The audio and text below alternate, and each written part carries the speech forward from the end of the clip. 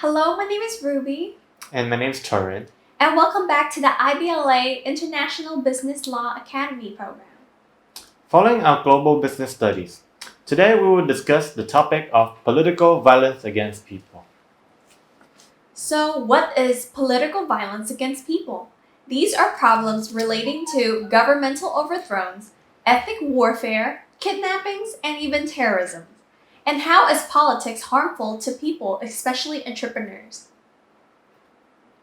Political violence is the use of force by a group with a political purpose or motivation, such as in Myanmar. People will not surrender until the military is overthrown. This affects the safety of business and business property. Yes, I agree with Ruby. Political violence, through its constitutes events, is the intent of to produce a comprehensive overview of all forms of political conflicts within and across country. This causes concern for investors. Ethnic warfare is conflict between two or more disrupting ethnic groups. While the source of conflict may be political, social, economic, or religious, individuals in conflict must clearly fight for their ethnic group's place in society. So these groups often have protests, but sometimes they violate protests by smash down businesses store or burn down factories. Taurine, we brought up the issues very vividly, but do you know anything about kidnapping? Yes, I want to talk about kidnapping. It is also a problem relating to people.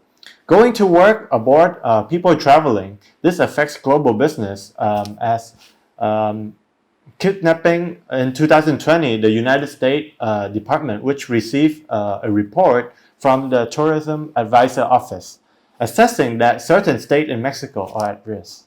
Yeah, and the U.S. Department of State assesses some states in Mexico to a higher level in need of tourism.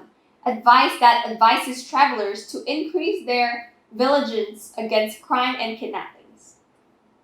These are serious violence, and besides that, there are also problems relating to terrorism. In order to attract and maintain the publicity necessary to generate widespread fear, terrorism must engage in increasingly dramatic, violent, and high profile attacks. These include hijackings, hostage takings, mass shootings, bombings, and frequently suicide bombings as well. Terrorist offenses are crimes carried out with the intent to cause terror. Terrorist intent is a circumstance that makes punishment more severe. So the sentence for an offense carried out with the terrorist intent can be harsher than for the basic offense alone. This applies not only to people who carry out attacks, but also those with the intent to carry out the attack. Can you give some examples of countering terrorism? Yes, the Dutch government takes security measures to protect people and organizations that could become the target of the attack, and this will reduce the chance of a terrorist attack. If an attack does happen, the Netherlands is prepared to minimize the impact at all costs.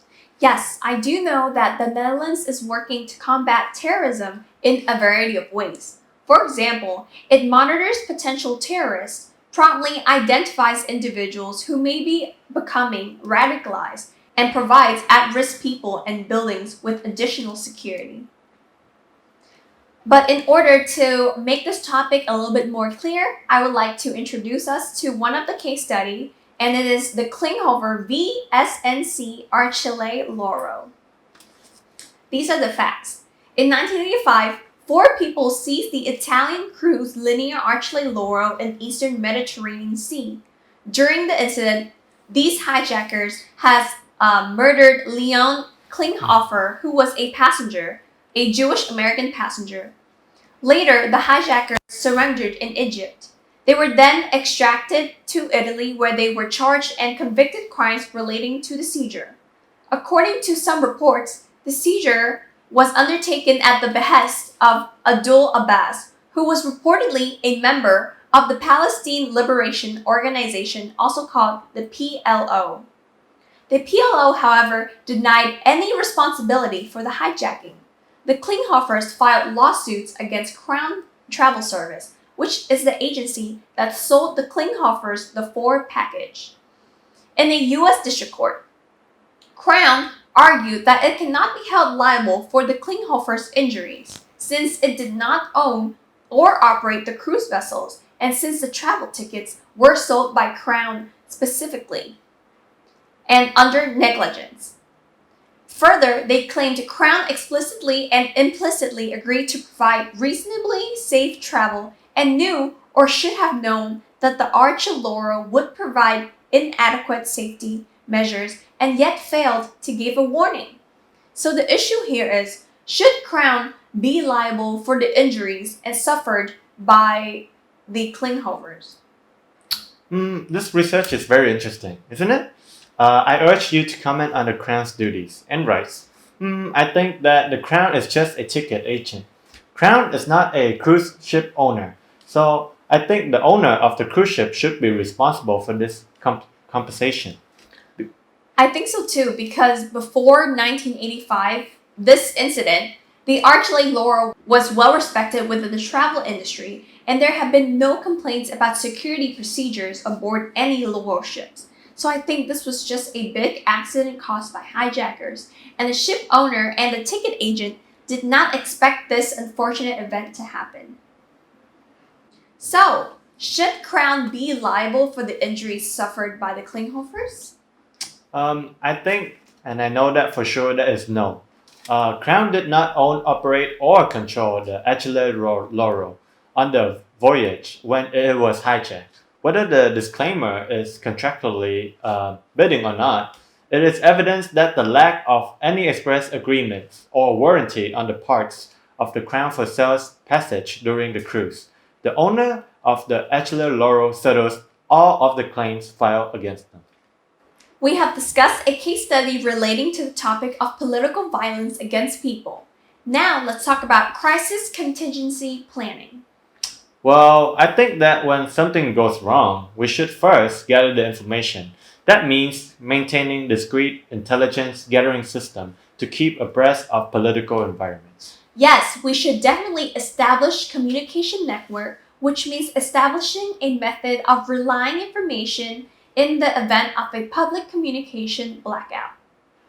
Pre-assigning responsibility develops a clear chain of commands for dealing with crisis. Maintaining medical records, be aware of special medical needs, and of all risk personnel.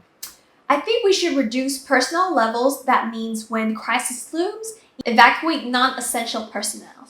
Yes, they should upgrade security, provide adequate security to protect the staff and customer when the risks are increased. And thank you for your attention. And do you have any more questions? I think our lesson is complete. Once again, thank you IBLA and see you in the next video.